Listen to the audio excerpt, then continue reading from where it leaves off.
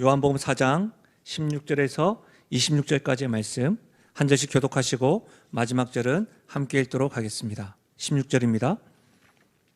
이르시되 가서 내 남편을 불러오라.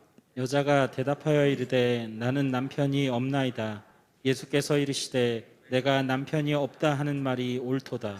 너에게 남편 5이 있었고 지금 있는 자도 내 남편이 아니니 내 말이 참되도다. 여자가 이르되 주여 내가 보니 선지자로소이다. 우리 조상들은 이 산에서 예배하였는데 당신들의 말은 예배할 곳이 예루살렘에 있다 하더이다. 예수께서 이르시되 여자여 내 말을 믿으라. 이 산에서도 말고 예루살렘에서도 말고 너희가 아버지께 예배할 때가 이르리라. 너희는 알지 못하는 것을 예배하고 우리는 아는 것을 예배하노니 이는 구원이 유대인에게서 남이라. 아버지께 참되게 예배하는 자들은 영과 진리로 예배할 때가 오나니 곧 이때라. 아버지께서는 자기에게 이렇게 예배하는 자들을 찾으시느니라. 하나님은 영이시니 예배하는 자가 영과 진리로 예배할지니라. 여자가 이르되 메시아 곧 그리스도라 하는 이가 오실 줄을 내가 아노니 그가 오시면 모든 것을 우리에게 알려주시리이다. 함께요. 예수께서 이르시되 내게 말하는 내가 그라 하시니라. 아멘. 지금 본문의 말씀을 가지고 예배 어떻게 드리십니까? 예배 어떻게 드립니까? 라는 제목으로 말씀 나누겠습니다. 지난주에 이어서 사마리아 여인과 예수님과의 대화를 살펴보겠습니다. 여러분 지난주 말씀 제목 생각나시나요? 표정을 보아하니 왜 그런 거 물으십니까? 이런 표정 같습니다. 결핍된 인생을 해방하라. 결핍된 인생을 해방하라. 여러분 결핍된 인생에서 해방되는 길은 예수님을 만나야 한다고 하였습니다. 기억하시죠? 사마리아 여인을 만나주신 예수님 두 가지의 모습으로 찾아오셨다, 만나주셨다라고 했는데 이것도 기억나시나요? 목사님 왜 그러십니까? 오늘 그런 말씀 같은데 한번 따라 하실까요? 차별 없이 사랑하시는 예수님, 이 주님이 찾아와 주셨죠. 그리고 생수 되시는 예수님, 이 주님을 만났습니다. 제가 아까 말씀드렸지만 믿음이 없어서가 아니라 확인하고 싶어서 옆에 분들에게 한번 말해봐요. 차별 없이 사랑하시는 예수님, 생수 되시는 예수님을 만나야 결핍이 해방됩니다. 이렇게 옆에 분들 한번 나눠봐요. 저를 보지 마시고 시작. 혼자서 또 하지 마시고, 제가 보고 있습니다. 제 눈치 보지 마시고 웃지만 마시고 몇 분 웃기만 하시네요. 차별 없이 사랑하시는 예수님, 생수 되시는 예수님을 만나야 결핍이 해방됩니다. 여러분 저는 이 사마리아 여인을 알면 알수록 오늘을 살아가는 우리의 자화상 같습니다.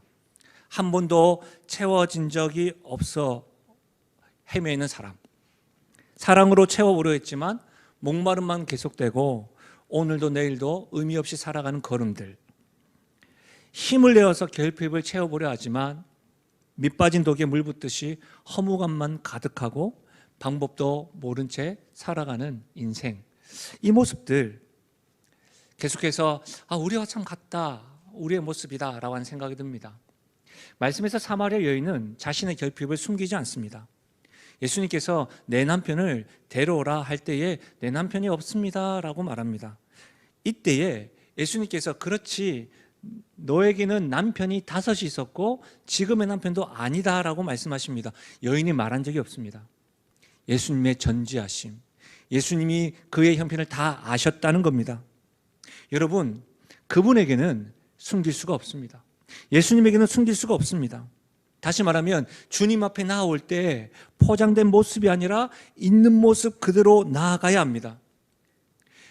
자신의 결핍을 알아야 해결할 방법도 찾게 됩니다. 모색하게 됩니다. 무엇보다도 우리가 포장이 되어 있는 것이 아니라 상한 심령으로 있는 모습 그대로 나아갈 때에 우리의 결핍을 채워주시고 우리의 형편을 아시는 예수님이 보이게 된다는 사실입니다. 사랑하는 여러분, 오늘 드려지는 이 예배 가운데서도 전지하신 우리 주님 앞에 숨김없이 우리의 결핍 그대로 고백할 뿐만 아니라 정직하고 투명하게 내가 가진 문제들을 직면하고 우리 주님께 드릴 수 있는 그런 예배의 시간 되기를 예수님의 이름으로 간절히 축원합니다. 전지하신 주님께서는 오늘 그렇게 고백하고 나오는 자들에게 은혜와 진리가 충만함으로 더할 줄로 믿습니다. 여러분, 저는 사마리아 여인, 이 여인의 결핍된 삶의 모습뿐만 아니라 종교적인 특성, 특히 신앙의 모습까지도 우리와 참 많이 닮았다. 특히 한국교회 성도의 신앙의 특성과 너무 유사하다라고 생각되어집니다. 그 이유는 이 사마리아 여인의 또 사마리아인들의 역사를 조금 더 살펴보면 그렇다, 정말 우리와 비슷하구나라고 생각되어질 겁니다. 여러분 알다시피 이스라엘의 초대 왕은 사울입니다. 그리고 그 다음 왕은 다윗 왕이었죠. 그 아들인 솔로몬 왕 때에 이스라엘 백성이 통합되어졌습니다. 통일 왕국이 되었습니다. 그리고 솔로몬 왕 이후에 북이스라엘과 남유다로 분열되어졌습니다. 이 북이스라엘은 주전 722년 아시리아라고 하죠. 성경에는 아수르라고 되어져 있는데 아시리아에게 정복당합니다. 여러분, 정복자는 어떤 정책을 내세우잖아요. 이 아시리아가 북이스라엘의 정책이 어떤 정책이었냐면 섞어 정책, 혼합 정책이었습니다. 딱 보면 아시겠죠? 일본인이 우리들에게 대체로 정복자들이 행하는 거예요. 왜 그렇게 했냐면, 여러분, 자신의 민족과 북이스라엘과 이렇게 혼합되게 만든 거죠. 결혼도 허락하고 문화도 혼합되게 만든 거예요. 왜요? 그렇게 해야지만이 민족적 단결이나 봉기를 예방할 수 있기 때문입니다. 그렇죠? 우리 민족만 있다가 정복자 민족과 이가 피가 섞이고 같이 한 가족이 될 때에 어떻게 봉기를 행하겠습니까? 우리가 가족이 되었는데. 이런 정책을 행한 것입니다. 여러분, 이렇다 보니까 어떤 일이 일어납니까? 결혼도 했죠. 생활도 같다 보니까 문화와 종교가 혼합되기 시작합니다. 이스라엘 백성들이 하나님만 섬겼었는데 이제는 하나님뿐만 아니라 아수르가 섬기는 우상들과 아수르의 문화까지도 이렇게 다가오게 된 것이죠. 여러분, 유대인들이 사마리아인들을 배척한 이유가 바로 여기에 있습니다. 유대인들은 이방인들을 싫어했습니다. 근데 그 이방인과 같이 피를 섞었으니까 혼혈하라고 싫어한 겁니다. 그뿐만 아니라 종교적으로도 유의 신을 믿었던 유대인의 입장에서는 종교까지도 혼합되어졌으니까 사마리아인 것은 상종하지 않았던 것이죠. 여러분, 책 가운데 조금 오래된 책이긴 한데 공자가 죽어야 나라가 산다라고 한 책이 있습니다. 이 책은 상명대 중문과 김경일 교수가 한국인에게 뿌리 깊이 박혀있는 이 유교적 이데올로기, 이 유교적 이데올로기가 이 시민사회로의 성숙을 저해한다는 요인이라고 주장하면서 이 공자의 가르침을 화두로 문화의 폐쇄성을 이렇게 비판한 책입니다. 책 제목을 보면 아시겠잖아요. 공자가 죽어야 나라가 산다. 책 제목에서 알 수 있듯이 여러분, 한국인들에게는 뿌리 깊이 유교적 사상이 박혀 있습니다. 그렇죠? 그리고 또 뭐가 있어요? 샤머니즘적인 것이 몸에 배어져 있습니다. 우리는 비는 것이 자연스럽습니다. 그렇죠?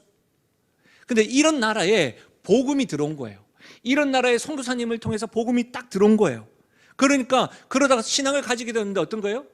우리가 가지고 있는 샤머니즘적인 것과 유교적인 사상과 함께 복음이 들어온 거예요. 신앙이 있다고 말하면서 늘 이것이 갈등이 있는 거예요. 우리도 여전히 하나님을 섬깁니다. 그러나 여전히 우리에게도 유교적 사상이 있고 샤머니즘이 있습니다. 유교적 사상과 샤머니즘 아니라도 하나님을 분명히 섬기는데 각자가, 모든 성도들이 자기 경험이 있습니다. 자기 가치가 있습니다. 자기 주장이 있습니다. 자기의 감정이 있습니다. 이런 모습만 보니까 여러분, 이런 관점에서 딱 보면 사마리아 여인과 예수님의 대화를 그냥 지나갈 수가 없습니다. 사마리아 여인과 우리가 너무 유사하니까 사마리아 여인과 대화하는 예수님이 꼭 우리와 대화하는 것 같습니다. 사마리아 여인에게 가르치는 그 가르침이 우리에게도 필요한 것이죠. 특히 오늘 어떤 가르침을 하십니까? 신앙에 대해서, 신앙의 본질, 예배에 대해서 예수님이 가르쳐 주고 있습니다. 사랑하는 여러분, 사마리아 여인은 다시는 목마르지 않는 물을 원했습니다. 예수님은 그녀에게 영원히 목마르지 않는 생수에 대해서 말씀하시면서 지난주 배웠죠? 오늘은 예배에 대해서 말씀하고 있는 겁니다. 무슨 말입니까? 우리 인생의 결핍이 채워지고 목마르지 않는 인생의 비결이 바로 무엇과 관련이 있다고요? 예배와 관련이 있다는 것을 알 수가 있는 겁니다. 사랑하는 여러분, 예배가 우리의 결핍을 채울 수 있는 통로입니다. 예배를 통해서 우리 삶에 마르지 않는 샘물이 흐르게 된다는 사실을 믿으시길 바랍니다. 여러분, 무의식적으로 우리 안에 축적되어져 있고 경험되어져 있는 예배에 대한 잘못된 이해와 습관들이 있을 겁니다. 모두가 다 다른 환경 속에서, 또 다른 교회 문화 속에서, 또 우리가 가지고 있는 본질적인 것들과 복음이 들어왔는데 다른 습관들이 있을 겁니다. 오늘 그 습관들과 이해들이 예수님의 가르침을 통해서 수정되어져서 하나님이 경험되어지는 영적 충만한 예배를 우리 모두 드릴 수 있기를 예수님의 이름으로 축원합니다. 이런 측면에서 두 가지를 살펴보려고 해요. 예배에 대한 예수님의 가르침 한번 따라 하실까요? 바르게 알아야 참된 예배를 드릴 수 있다. 그렇습니다, 여러분. 예배에 대해서 잘못 이해하고 제대로 알지 못할 때 참된 예배를 드릴 수가 없습니다. 참된 예배는 바르게 아는 만큼 드릴 수가 있습니다. 사마리아 여인은 예배에 대해서 잘못 알고 있습니다. 20절입니다. 우리 조상들은 이 산에서 예배하였는데 당신들의 말은 예배할 곳이 예루살렘에 있다 하더이다. 여러분, 이스라엘 사람들은 예루살렘을 예배 처소로 정하였습니다. 왜 그랬냐면 다윗이 하나님 앞에서 백성을 계수하는 죄를 범하고 회개하는 과정 속에서 알게 되었던 것이 예루살렘이었던 거예요. 신명기 말씀, 역대상 말씀, 역대하 말씀. 그래서 그렇게 하나님 앞에 회개하고 예배했던 그곳이 하나님의 성전이 있어야 될 곳이다 라고 해서 유대인들은 예루살렘이라고 생각했습니다. 그러나 사마리아인은 창세기, 출애굽기, 레위기, 민수기, 신명기, 이 모세오경이라고 하는데 모세오경만을 경전으로 삼았습니다. 역대상과 역대하, 열왕기하에 기록되어지는 그 말씀을 받아들일 수가 없었습니다. 그래서 그들은 예루살렘이 성전을 위한 장소라고 하는 주장을 동의하지 못했습니다. 그들은 신명기에 기록되어져 있는 간접적인 근거, 그래서 사마리아 땅 근처에 있는 그리심산이라고 하는 곳, 그곳이 성전이 있어야 될 곳이다 라고 생각하고 그곳에서 예배드렸습니다. 사마리아인이 말하는 이 산은 그리심산입니다. 예수님 당시까지도 사마리아의 여인들은, 또 사마리아인 사람들은 그리심산에서 예배를 드렸습니다. 그러니까 유대인과 사마리아인 간에 어떤 갈등이 있었냐면 예루살렘이냐 그리심산이냐, 이 성전관에 대한 차이가 굉장히 있었습니다. 이것이 갈등의 요소였어요. 이것 때문에 하나가 되지 못했던 거예요. 거기에다가 유대인들이 생각할 때 혼인하죠, 사생하죠, 함께 앉을 수도 없는 거예요. 여러분, 이렇게 잘못 알고 있는 사마리아 여자에게 예수님이 21절에 말씀하십니다. 21절 굉장히 중요한 말씀인데 같이 읽어보겠습니다. 시작. 예수께서 이르시되 여자여 내 말을 믿으라. 이 산에서도 말고 예루살렘에서도 말고 너희가 아버지께 예배할 때가 이르리라. 여러분, 예수님 뭐라고 합니까? 이 산에서도 말고 그리심산에서도 말고 예루살렘에서도 말고 너희가 아버지께 예배할 때가 있다. 장소보다 아버지께 예배할 때가 있다는 겁니다. 여러분, 예배할 때가 있다, 장소보다 예배할 때가 있다, 이 말의 의미가 뭘까요? 이제는 성령이 하나님의 백성에게 임하셔서 성도가 성전이 되었다는 말입니다. 여러분, 이 말씀에 대해서 배웠었는데 기억나십니까? 고린도전서 3장을 한번 보십시오. 너희는 너희가 하나님의 성전인 것과 하나님의 성령이 너희 안에 계시는 것을 알지 못하느냐? 누구든지 하나님의 성전을 더럽히면 하나님이 그 사람을 멸하시리라. 하나님의 성전은 거룩하니 너희도 거룩하니라. 성령을 통해서 우리 모두 성도가 하나님의 성전이 된 겁니다. 그러니 성전이 여기 있는데 어디서가 중요한 것이 아니라 성전된 우리가 어떻게 예배하느냐가 중요한 겁니다. 어디서가 아니라 성전된 우리가 어떻게 예배하느냐, 이것을 지적하고 있는 겁니다. 사랑하는 여러분, 바른 방식으로 드려야 바른 예배, 참된 예배가 될 수 있습니다. 그렇다면 바른 방식은 뭘까요? 오늘 말씀해 보면 바른 방식 한 3가지 정도가 있는데요, 참된 예배의 대상, 방법, 결과에 대해서 제가 정리할 수가 있습니다. 방식이 뭐라고요? 대상, 방법, 결과입니다. 참된 예배의 대상은 누구입니까? 한번 따라하실까요? 영이신 하나님. 영이신 하나님입니다. 여러분, 예배의 대상은 하나님입니다. 예배를 드릴 때 어디서 드리는가 보다 누구에게 드리느냐가 중요한 것이죠. 예배의 대상을 알고 드려야 합니다. 예배의 대상 하나님인데 하나님 어떤 분이시다고요? 영이십니다. 여러분, 영이신 하나님이십니다. 하나님이 영이시기 때문에 영적인 방법으로 드려야 합니다. 그렇죠? 우리가 원하는 방법이 아니라 영적인 하나님께 영적으로 드려야 되는 겁니다. 그 말씀이 여러분 24절에 있습니다. 함께 읽어볼까요? 24절 시작. 하나님은 영이시니 예배하는 자가 영과 진리로 예배할지니라. 여기서 알 수 있죠. 참된 예배의 방법이 뭘까요? 영과 진리입니다. 영과 진리. 근데 여러분, 이 영과 진리에 대해서 한글 성경 번역은 굉장히 다양합니다. 우리가 지금 들고 있는 성경은 개역 개정 성경인데, 이 성경 전에 개역 한글 성경은 우리가 잘 알고 있는 말씀, 하나님은 영이시니 예배할 자는 신령과 진정으로, 개역 한글에는 신령과 진정이라고 번역되어져 있습니다. 공동 번역에는 영적으로 참되게라고 번역되어져 있습니다. 현대인 성경은 영적인 진실함으로라고 번역되어져 있습니다. 여러분, 개역 한글, 공동 번역, 현대인 성경이 다 어디에 집중되어져 있어요? 마음과 정성을 다해 진실하게 드리는 것이 예배다라고 되어져 있어요. 그런데 우리가 지금 읽고 있는 개역 개정에 와서는 어떻게 번역했냐면 영과 진리로라고 되어져 있습니다. 그렇다면 이 영이 과연 뭘까요? 영어 성경에 보면 스피릿이라고 되어 있고 대문자 S로 해석을 해서 성령으로 이해합니다. 또한 어떤 이들은 이 대문자 S를 소문자로 이해해서 인간의 마음, 정성으로 이해를 합니다. 그러나 저는 여러분, 성령으로 이해하는 것이 옳다고 해석합니다. 영은 성령입니다. 왜 그런지 아십니까? 인간이 영이신 하나님을 예배할 수 있는 방법은 영밖에 없기 때문입니다. 즉 성령을 통해서 예배할 수 있습니다. 성령은 예배를 통해서 하나님이 어떤 분이신지 깨닫게 됩니다. 이것이 여러분, 신령한 사람만 깨닫는 것이 아니고 성령 하나님이 우리가 찬양하는 가운데, 말씀을 듣는 가운데, 기도하는 가운데, 성도의 교제함 가운데 하나님을 깨닫게 합니다. 그리고요, 하나님이 어떠한 분이신지 밝혀주십니다. 우리 자신이 어떠한 존재인지를 알게 합니다. 예배를 드리는 가운데 성령께서 나의 죄를 알게 합니다. 그리고 내가 죄인이구나, 내가 지난주에도 이렇게 결단했고 예배 드리기 직전까지도 이런 생각을 했는데 내가 이런 죄인이구나, 그러면서 나는 하나님의 은혜와 진리가 없으면 살아갈 수 없는 존재이구나, 이와 같은 것들을 성령께서 우리에게 깨우치게 합니다. 성령으로 우리는 영이신 하나님을 예배할 수 있습니다. 이 부분에 대해서도 김남준 목사가 그의 책에서 이렇게 설명했습니다. 영이신 하나님과 사람 사이에는 질적인 차이가 있다. 그렇죠? 이 차이를 극복하기 위해서 단 하나의 방법이 있다. 바로 성령을 우리에게 보내셔서 우리와 하나님 사이에서 영적인 교통이 있게 하는 것이다.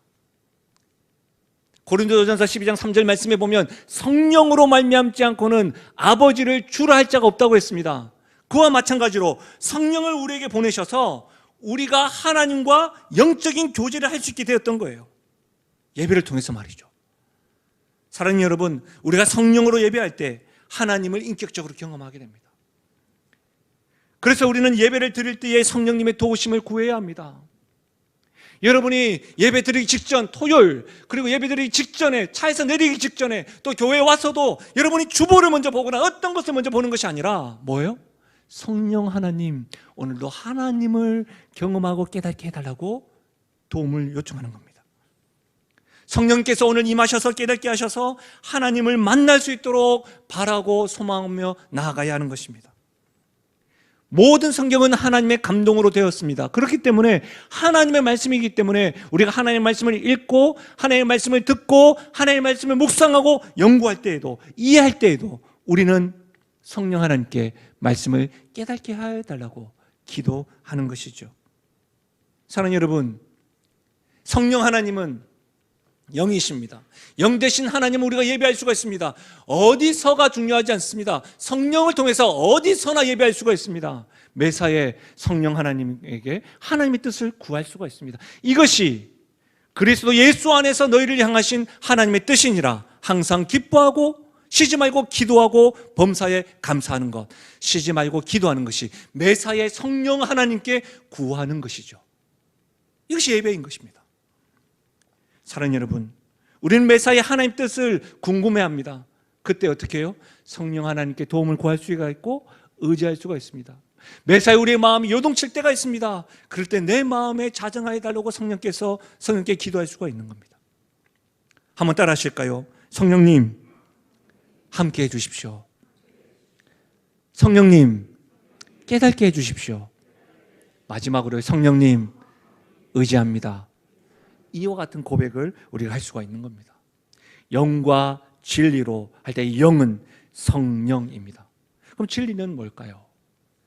요한복음에서 진리는 예수님께 속한 것으로 반복적으로 강조하고 있습니다. 그 대표적으로 여러분 우리가 읽었고 배웠던 말씀인데 요한복음 1장 14절 보세요.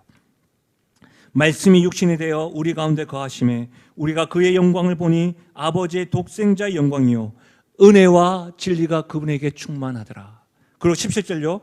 율법은 모세로 말미암아 주어진 것이요 은혜와 진리는 예수 그리스도로 말미암아 온 것이라. 은혜와 진리는 예수 그리스도에게 온 거예요. 그리고 우리가 잘 아는 말씀 함께 읽어볼까요? 요한복음 14장 6절입니다. 함께요. 시작. 예수께서 이르시되 내가 곧 진리요 길이요 생명이니 나로 말미암지 않고는 아버지께로 올 자가 없느니라. 아멘.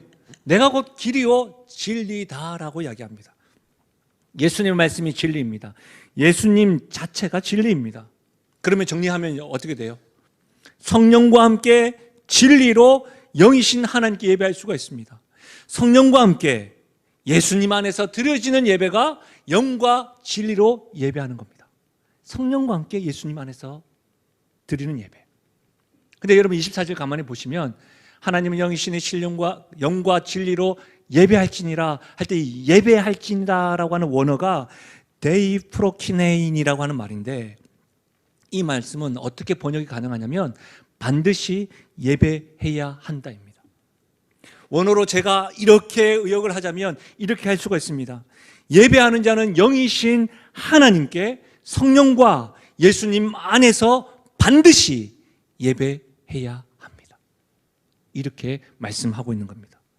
사랑하는 여러분, 영과 진리가 성령과 예수님 안에서 예배하는 참된 예배 방법이라는 것을 깨달았습니다. 그런데 여기서 굉장히 놀라운 것이 있어요. 주목해 보세요. 지금 온라인에서 예배 드리는 분 딱 한 두 분 조시는 것 같은데 주목하십시오. 주목해 보십시오. 여러분 너무 중요해요. 예배는 영이신 성부 하나님께 드리는 겁니다. 성자 예수님을 통해서 성령 하나님의 도우심으로 드리는 겁니다. 다시 말하면 예배는 성부와 성자와 성령 하나님, 삼위일체 하나님을 경험하는 겁니다. 삼위일체 하나님과 교통하는 겁니다. 삼위일체의 하나님을 높이는 것이 예배입니다. 할렐루야. 얼마나 놀랍습니까? 그래서 예배 시간에 강복 선언을 하는 겁니다. 성부와 성자와 성령의 이름으로 축복하는 겁니다. 사랑하는 여러분, 이것이 예수님이 지금 가르쳐 주시는 참된 예배의 방법입니다. 그렇다면 예배의 대상은 영이신 하나님, 방법은 영과 진리로 참된 결과는 뭘까요? 한번 따라 하실까요? 반드시 삶의 변화가 있다. 여기서 중요한 것은 반드시와 변화입니다. 참된 예배를 드리면 반드시 삶의 변화가 있습니다. 여러분, 예배는 인생을 변화시켜 무엇이 중요한지를 깨닫게 됩니다. 진정한 예배를 드렸다고 한다면 여러분이 지금까지 가지고 있던 생각들, 그것이 수정되기 시작합니다. 예배 드리기 직전까지 내가 갈등이 있었어. 감정이 별로 불편했어. 내가 저 사람 앞에서 또 같이 예배 드려야 되고 또 저 사람 옆에서 예배 드리는 이것도 불편해. 근데 예배 드리는 가운데 어떻게 해요? 변하기 시작하는 거예요. 그것이 참된 예배를 드린 겁니다. 참된 예배를 드렸다면 하나님을 만나고 예수님이 메시아요 그리스도라고 찬양하게 됩니다.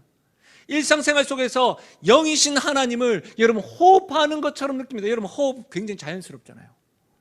영이신 하나님을 자연스럽게 느낀다는 말은 매사에 우리가 예수님을 닮아가는 그 과정이 하나님께 계속하는 겁니다.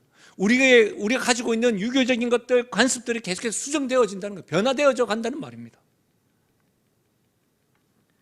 사마리아 여인은 예수님을 만나 삶의 변화가 일어났습니다. 그는 육체의 목마름을 해결하기 위해서 가져왔던 물동이를 지금 어떻게 해요? 버렸습니다. 그리고 여러분, 사람들과의 만남과 시선을 피하던 그 여인이 이제는 사람들에게 찾아갑니다. 그리고 뭐라고 합니까? 자신이 만난 예수님을 지금 자랑하고 있습니다.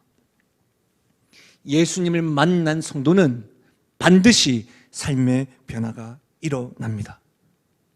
그렇다면 우리는 이 시간, 현장과 온라인에서 예배드리는 우리들은 진지하게 우리에게 평가해 보아야 합니다. 지금 여러분이 드리는 예배는 참 예배이십니까?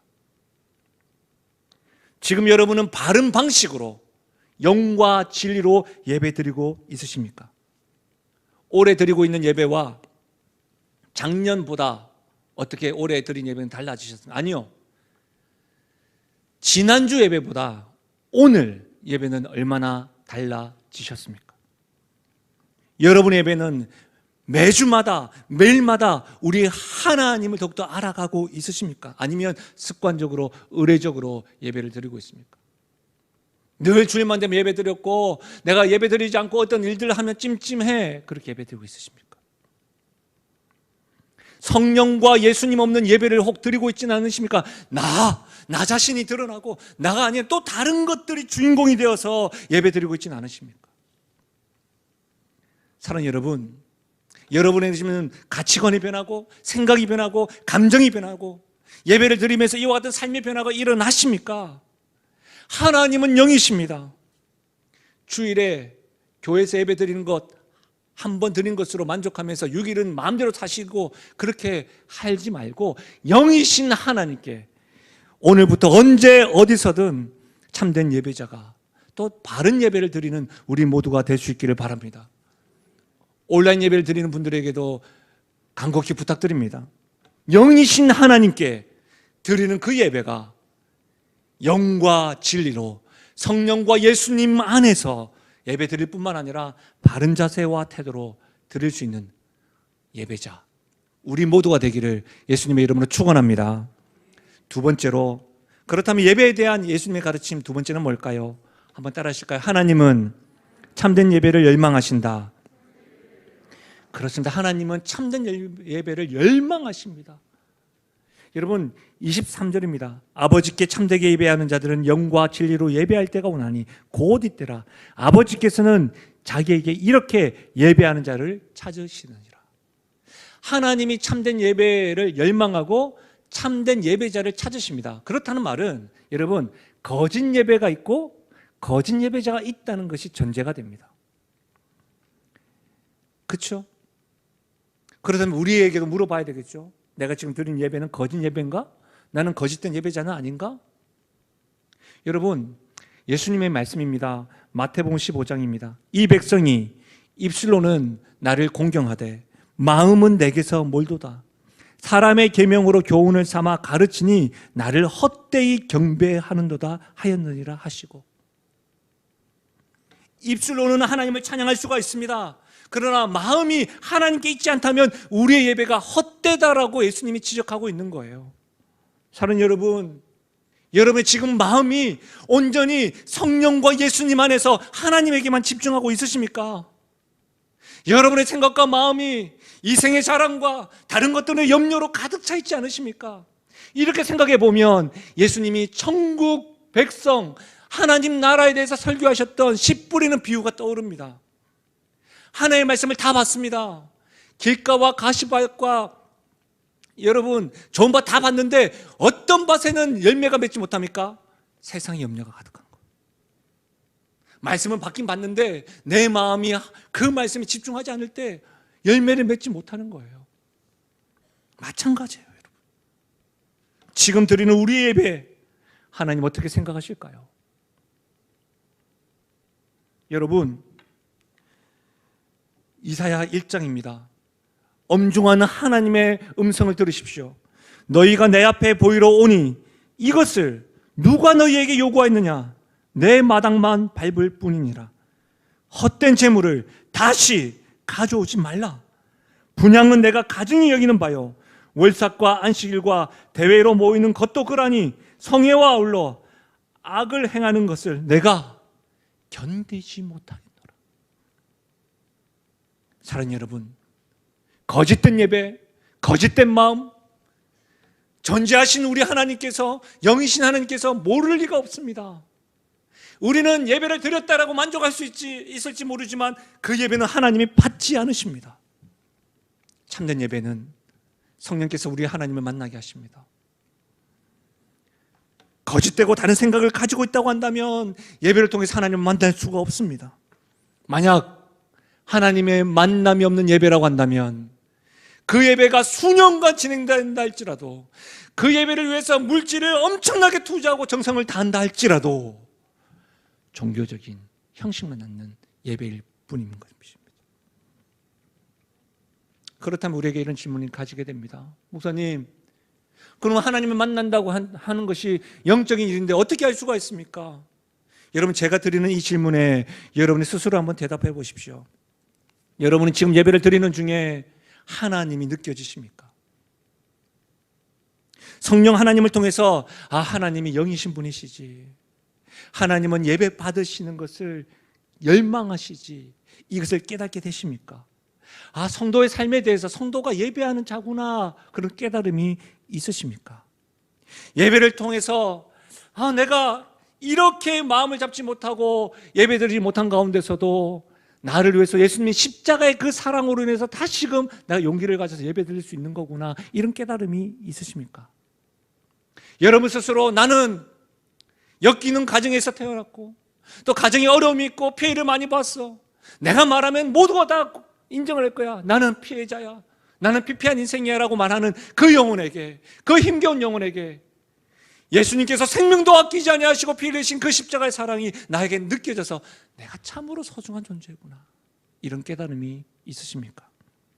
예배를 통해서 내가 종교적으로 예배드렸구나, 내가 마음을 하나님께 집중하지 못했구나, 형식적인 모습이 발견되십니까? 참 예배를 어떻게 드려야 되는지 지금 이제 깨달으셨습니까? 그리고 이제는 내가 예배를 제대로 한번 드려봐야 될지 이렇게 주먹이 불끈 쥐어지십니까? 제가 드렸던 이 질문에 여러분의 대답이 그렇습니다, 그렇게 아픕니다, 그렇게 대답이 되어지신다고 한다면, 정직하게 하나님 앞에 어떤 대답이든 대답이 되어지신다고 한다면 지금 삼위 하나님을 만나고 예배 드리고 있는 겁니다. 하나님이 찾으시는 예배자고 바로 여러분인 겁니다. 사랑하는 여러분, 오늘 삼위 하나님께서 이 예배를 받으십니다. 삼위 하나님께서 우리 가운데 역사하십니다. 이 예배를 소홀히 여기지 마시고 이 예배를 반듯하게 드릴 수 있는 우리가 되기를 바랍니다.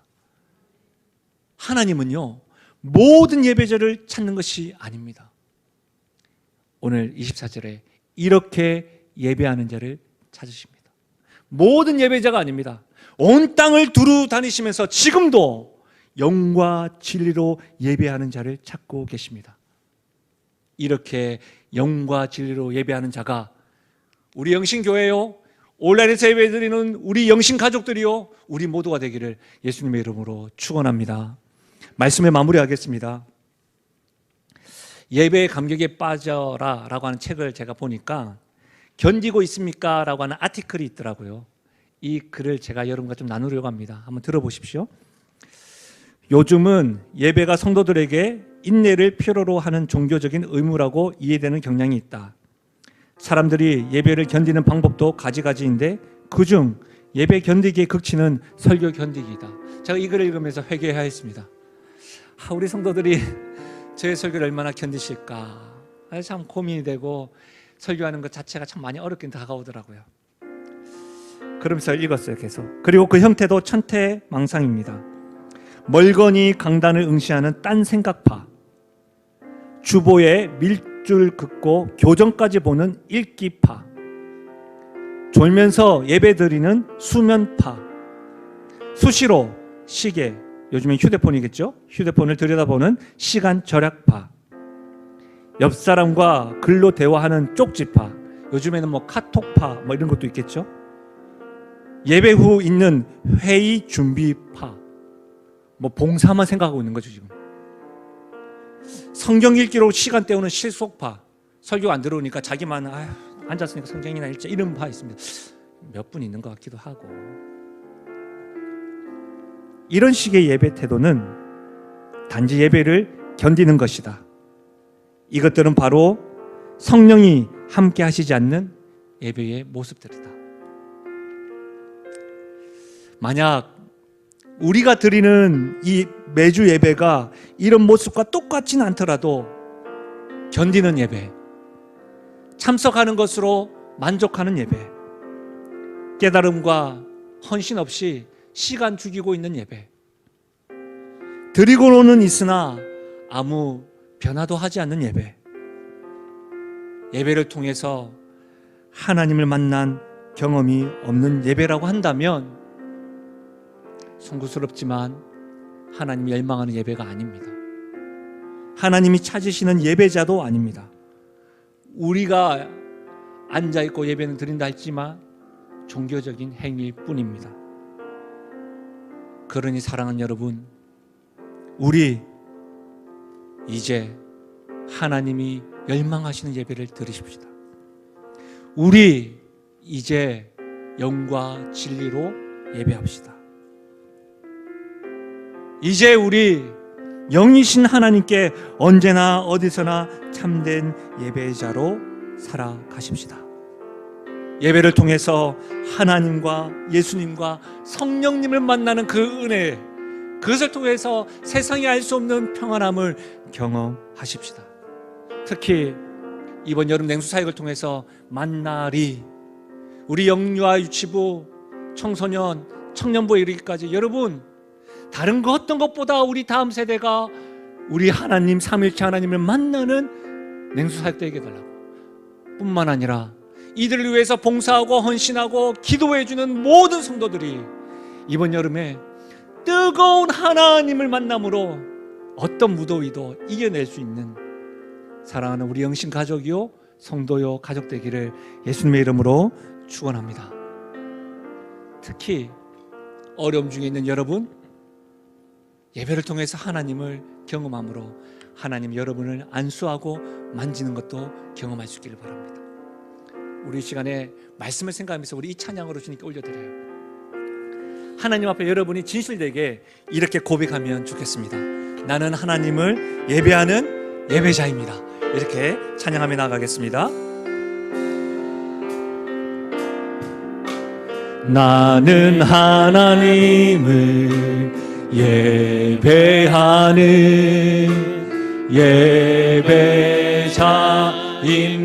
예배자입니다. 내가 서 있는 곳 어디서나 하나님을 예배합니다. 내 영혼 거룩한 은혜를 향하여 내 마음 완전한 하나님 향하여 이곳에 바로 이 시간 하나님을 예배하 우리 주님 앞에 이렇게 고백하십시다. 나는 하나님을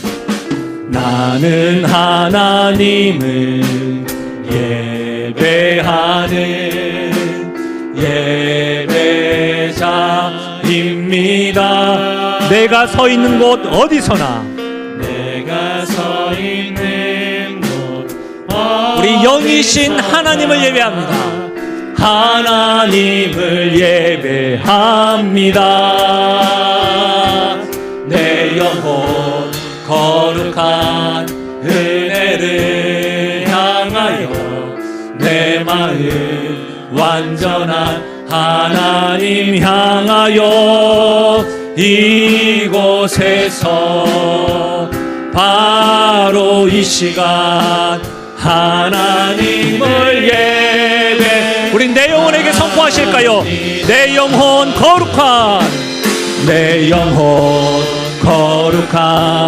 은혜를 향하여 내 마음 완전한 하나님 향하여 이곳에서 바로 이 시간 하나님을 우리 전심을 다하여 주님을 찬양하십시다. 예배합니다. 찬양합니다.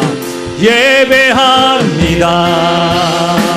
찬양합니다. 주님만 날 다스리소서. 예배합니다.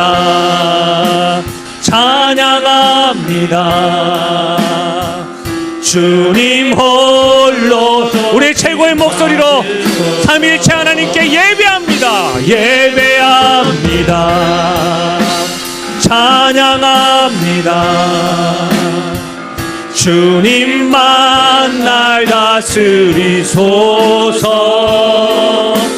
예배합니다. 찬양합니다. 주님 홀로 높임 받으소서. 우리 시간에 좀 특별한 기도를 하겠습니다. 현장에 있는 분들은 온라인에서 예배드리시는 분들을 위해서 기도하겠습니다. 여러 가지 형편으로 현장에 나올 수 없는 어려움으로 온라인에서 예배드리고 있는 우리 가족들, 성도들, 하나님이 찾으시고 열망하시는 예배자가 되게 해주십시오. 그 예배를 통하여 하나님의 만져주심, 치유하심을 경험하게 해달라고. 온라인에서 예배드리는 여러분들은 현장에 있는 우리들을 위해서 기도해 주십시오.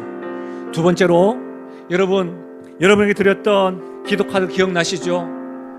지금 교역자들과 교사들 가족들이 다 확진이 되어서 사실은 멘붕 상태입니다. 하나님, 이 상황을 하나님 지혜로 품어주시고 덮어주시고 우리 아이들이 다른 어떤 것보다 삼위일체 하나님을 만나는 이번 냉수사역 되게 해달라고. 섬기는 교역자들과 교사들과 가족들과 또 함께 할 우리 아이들을 위해서 우리 교회가 예배의 하나님 영광을 경험하는 교회 되게 해달라고. 이 두 가지 기도 제목을 가지고 함께 서로를 위해서 기도하며 나가겠습니다. 하나님 아버지, 참으로 감사함을 드립니다. 하나님, 오늘 사마리아 여인과 예수님과의 대화 속에서 예배에 대해서 깨우쳐 주신 것 참 감사함을 드립니다. 하나님 아버지, 나에게 있어서 의례적이고 잘못된 습관들과 관습이 있었음을 보게 하시니 감사함을 드립니다. 하나님 아버지, 오늘 이 시간에 하나님 예배를 열망하시고 하나님 아버지 영과 진리로 예배드리는 자들을 찾고 있는 그 주님을 알고 있습니다. 오늘 온라인으로 예배드리고 있는 주의 백성들, 하나님 아버지 어려움 형편 가운데 예배드리고 있는 그들에게 하나님 아버지 참된 예배자로 참된 예배를 드리며 나아가는 일들이 일어날 수 있도록 하나님 도와주시고, 온라인으로 예배드린다 할지라도 영이신 하나님께서 찾아가 주셔서 안수하여 주시고 만져주시고 치유하여 주시고 이렇게 세워주시고 하나님 역사해 주시는 역사가 오늘 이 시간 일어날 수 있도록 도와주시고, 현장에서 예배드리는 우리 모두에게도 동일한 은혜가 일어날 수 있도록 도와주시길 소원드립니다. 하나님 아버지, 우리 냉수 사역을 감당하고 있습니다. 하나님 교역자들과 교사들과 가족들과 또 우리 자녀들 보내는 그 가족들과 우리 모든 일들이 하나님 아버지 이번 냉수 사역을 통하여 하나님을 시원케 해 나가며 하나님의 손의 인도하심을 경험하며 나가는 일들이 일어날 수 있도록 도와주시고, 하나님 아버지 무한하신 하나님의 사랑을 경험함으로 그 어떤 뜨거움과 무더위보다도 하나님을 경험하며 나가는 일들이 일어날 수 있도록 하나님의 도와주시길 간절히 바라고 소원드립니다. 오 하나님, 도와주시옵소서.